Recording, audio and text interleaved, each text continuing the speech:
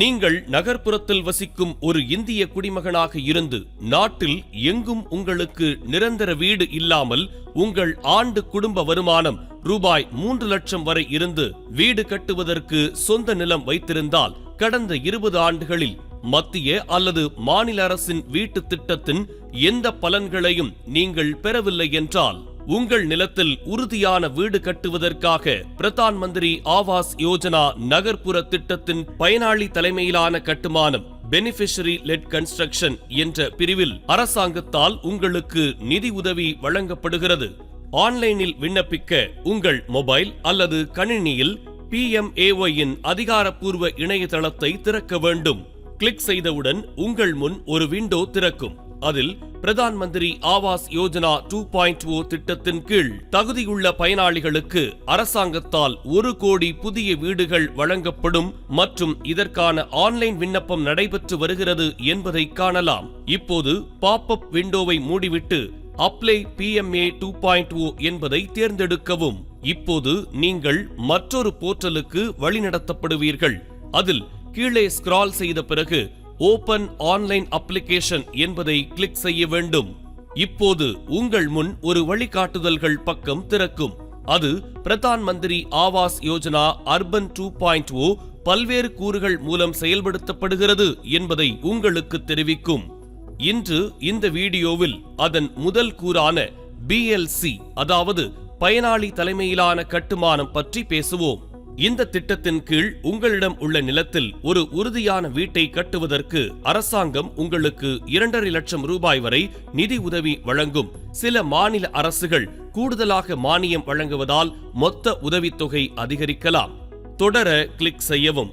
அப்போது உங்கள் ஆதார் அட்டை, குடும்ப உறுப்பினர்கள் அனைவரின் ஆதார் அட்டை, வங்கிக் கணக்கு விவரங்கள், வருமான வரி சான்றிதழ் மற்றும் நிலம் தொடர்பான அனைத்து ஆவணங்கள் போன்ற ஆவணங்களின் பட்டியலை காண்பீர்கள். இப்போது நீங்கள் ப்ரொசீட் டேப் கிளிக் செய்ய வேண்டும். இப்போது திறக்கும் திரையில் முதலில் நீங்கள் மாநிலத்தின் பெயரை தேர்ந்தெடுக்க வேண்டும். அடுத்து வருமான வரி சான்றிதழின்படி உங்கள் ஆண்டு வருமானத்தை உள்ளிடவும். இப்போது நீங்கள் பயனாளி தலைமையிலான கட்டுமானம் பெனிஃபிஷரி லெட் கன்ஸ்ட்ரக்ஷன் என்ற விருப்பத்தை தேர்வு செய்துள்ளீர்கள்.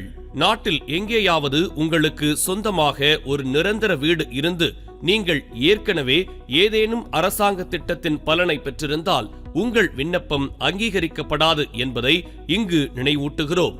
இந்த இடத்தில் உங்களுக்கு சொந்தமாக நிரந்தர வீடு இல்லை என்றால் மட்டுமே இல்லை என்ற விருப்பத்தை தேர்ந்தெடுத்து தொடரவும். இப்போது அடுத்த பக்கத்தில் உங்கள் பெயருடன் ஆதார் எண்ணையும் உள்ளிட வேண்டும். உடன் இணைக்கப்பட்டுள்ள உறுதிமொழியை கவனமாக படிக்கவும். ஆதார் மூலம் உங்கள் விவரங்களை சரிபார்க்க நீங்கள் ஒப்புக்கொண்டால் சரிபார்ப்பு பெட்டியை தேர்ந்தெடுத்து ஜெனரேட் OTP என்பதை கிளிக் செய்யவும். இப்போது உங்கள் ஆதாருடன் இணைக்கப்பட்ட மொபைல் எண்ணுக்கு OTP வரும். நீங்கள் அந்த OTP-யை உள்ளிட்டு சப்மிட் என்பதை கிளிக் செய்ய வேண்டும். அடுத்து வரும் பக்கத்தில் உங்கள் தனிப்பட்ட விவரங்களை உள்ளிட வேண்டும். இந்த படிவத்தில் உங்கள் பெயரும் ஆதார் எண்ணும் ஏற்கனவே நிரப்பப்பட்டிருக்கும். அதை உங்களால் மாற்ற முடியாது. உங்களிடம் PAN எண் இருந்தால் அதை என்டர் செய்யவும். பிறகு பிறந்த தேதி பகுதியில் கொடுக்கப்பட்டுள்ள நாட்காட்டியில் இருந்து உங்கள் பிறந்த தேதியை என்டர் செய்யவும். இதனுடன் உங்கள் கைபேசி எண் மற்றும் மின்னஞ்சல் முகவரியை கவனமாக என்டர் செய்யவும். இப்போது ஆண் அல்லது பெண் என்பதை தேர்ந்தெடுத்து உங்கள் திருமண நிலையை என்டர் செய்யவும். நீங்கள் அனாதையாக இருந்தால் ஆம் அல்லது இல்லை என என்டர் செய்யவும்.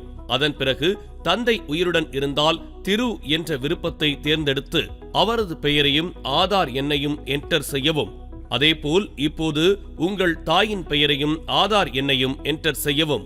இப்போது வேலைவாய்ப்பு நிலை மெனுவிலிருந்து உங்கள் தற்போதைய தொழிலை தேர்ந்தெடுத்து என்டர் செய்யவும். அடுத்த விருப்பம் மதத்திற்கானதாகும். தேவைக்கேற்ப சரியான விருப்பத்தை தேர்ந்தெடுத்து அதை நீங்கள் என்டர் செய்யவும். இதற்கு பிறகு பொது, பட்டியல் சாதி, பழங்குடியினர் அல்லது இதர பிற்படுத்தப்பட்டோர் போன்ற பிரிவை கவனமாக தேர்ந்தெடுக்கவும். இதற்கு பிறகு நீங்கள் கல்வி தகுதி பகுதிக்கு சென்று உங்கள் தகுதியை தேர்ந்தெடுத்து அதை நிரப்ப வேண்டும். இப்போது பிரதம மந்திரி ஸ்வநிதி, பிரதம மந்திரி விஸ்வகர்மா, அங்கன்வாடி பணியாளர்கள் போன்ற திட்டத்தின் கீழ் உள்ள சிறப்பு கவனம் செலுத்தும் குழுவில் நீங்கள் இருக்கிறீர்களா என்று உங்களிடம் கேட்கப்படும். ஆம் எனில் பொருத்தமான விருப்பத்தை தேர்ந்தெடுக்கவும். இல்லை எனில் இல்லை என்ற விருப்பத்தை தேர்ந்தெடுத்து சேவ் அண்ட் கண்டினியூ என்பதை கிளிக் செய்யவும். அடுத்து உங்கள் குடும்ப விவரங்களை உள்ளிட வேண்டும். இந்த படிவத்தில் உங்கள் மற்றும் உங்கள் தந்தையின் பெயர் ஏற்கனவே எழுதப்பட்டிருக்கும். இப்போது நீங்கள் மற்ற குடும்ப உறுப்பினர், அதாவது வாழ்க்கை துணை அல்லது கணவரின் பெயரை நிரப்ப வேண்டும்.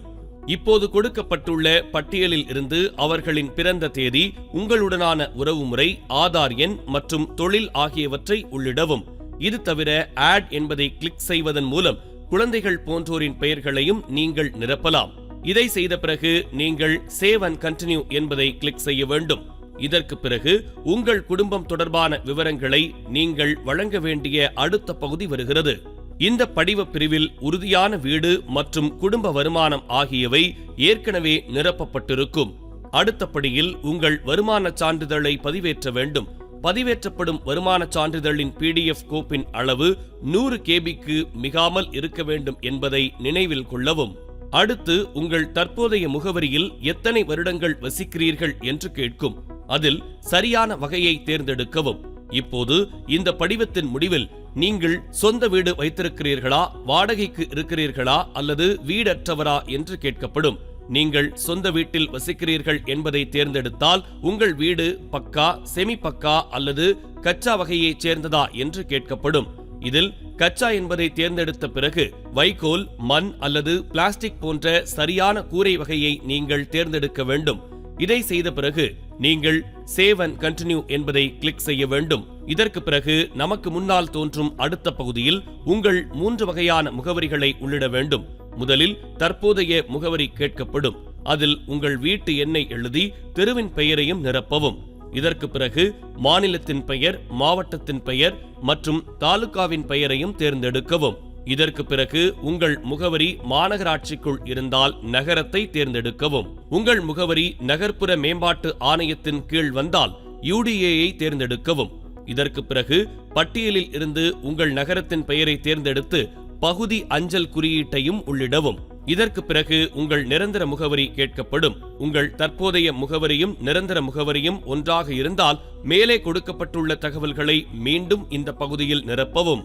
அப்படி இல்லை என்றால் நீங்கள் வீடு கட்டவிருக்கும் மனையின் முகவரியை இங்கே உள்ளிட வேண்டும். இதற்கு பிறகு பதிவு, குத்தகை, நிலப்பதிவேடுகள் போன்ற நிலம் தொடர்பான ஆவணங்களை நீங்கள் பதிவேற்ற வேண்டும். பதிவேற்றப்பட்ட நில ஆவணங்களின் PDF கோப்பின் அளவு 1 MBக்கும் மிகாமல் இருப்பதை உறுதி செய்யவும். பதிவேற்றிய பிறகு சேவ் அண்ட் கண்டினியூ என்பதை கிளிக் செய்யவும். இதற்கு பிறகு நம் முன் தோன்றும் அடுத்த திரை வங்கி விவரங்களுக்கானது. அரசாங்கத்தால் உங்களுக்கு வழங்கப்படும் தொகை இந்த வங்கி கணக்கில் வரவு வைக்கப்படும். முதலில் உங்கள் வங்கி கணக்கு எண்ணை கவனமாக நிரப்பவும். உறுதிப்படுத்தும் பகுதியில் அதே கணக்கு எண்ணை மீண்டும் உள்ளிடவும். வங்கி பாஸ்புக்கில் உள்ள IFSC குறியீட்டை உள்ளிடவும். இதற்கு பிறகு வங்கி விவரங்கள் என்பதை கிளிக் செய்தவுடன் உங்கள் கணக்கு தகவல் படிவத்தில் கிடைக்கும். இப்போது பிரதமர் சூரியகர் இலவச மின்சார திட்டம், ஆயுஷ்மான் பாரத், உஜ்வாலா யோஜனா போன்ற அரசு திட்டங்களின் பலனை நீங்கள் பெற்றுள்ளீர்களா என்று உங்களிடம் கேட்கப்படும். ஆம் எனில் பொருத்தமான விருப்பத்தை தேர்ந்தெடுக்கவும். இல்லை எனில் இல்லை விருப்பத்தை கிளிக் செய்யவும். இதற்கு பிறகு நீங்கள் சுய உறுதிமொழியையும் அதன் கீழே கொடுக்கப்பட்டுள்ள விருப்பத்தையும் ஏற்க வேண்டும். இந்த 2 விஷயங்களும் நாட்டின் எந்த பகுதியிலும் உங்களுக்கு நிரந்தர வீடு இல்லை என்பதற்கும், உங்கள் குடும்ப வருமானம் 1 லட்சம் ரூபாய்க்கும் குறைவாக இருப்பதற்கும், நீங்கள் வழங்கிய அனைத்து தகவல்களும் சரியானவை என்பதற்கும் சான்றாக கருதப்படும். இப்போது ஃபைனல் சேவ் என்பதை கிளிக் செய்வதற்கு முன் இதுவரை வழங்கப்பட்ட அனைத்து தகவல்களையும் சரிபார்க்கவும். நீங்கள் ஃபைனல் சேவ் என்பதை கிளிக் செய்தவுடன் உங்கள் படிவம் சமர்ப்பிக்கப்படும். எதிர்காலத்தில் உங்கள் விண்ணப்பத்தின் நிலையை சரிபார்க்க அப்ளிகன்ட் லாகின் சென்று உங்கள் ஆதார் எண் மற்றும் பெயரை உள்ளிட்டு ஜெனரேட் OTP என்பதை கிளிக் செய்யவும். உங்கள் மொபைலில் பெறப்பட்ட OTPயை உள்ளிட்ட பிறகு உங்கள் விண்ணப்பத்தின் நிலையை உங்களால் காண முடியும். சரிபார்ப்பில் உங்கள் விண்ணப்பம் அனைத்து வகையிலும் செல்லுபடியாகும் என கண்டறியப்பட்டால் உள்ளாட்சி அமைப்பின் திட்டத்தின் கீழ் பயனாளிகள் பட்டியலில் உங்கள் பெயர் சேர்க்கப்படும். தற்போது இந்த திட்டத்திற்கு மாநில மற்றும் மத்திய அரசுகளின் ஒப்புதல் கிடைத்துள்ளதால் நீங்கள் பிரதான் மந்திரி ஆவாஸ் யோஜனாவின் ஒரு பகுதியாக ஆவீர்கள். உங்கள் கனவு இல்லத்தை கட்டுவதற்கான இந்திய மத்திய அரசின் நிதி 3 தவணைகளில் நேரடியாக உங்கள் வங்கிக் கணக்கிற்கு செலுத்தப்படும்.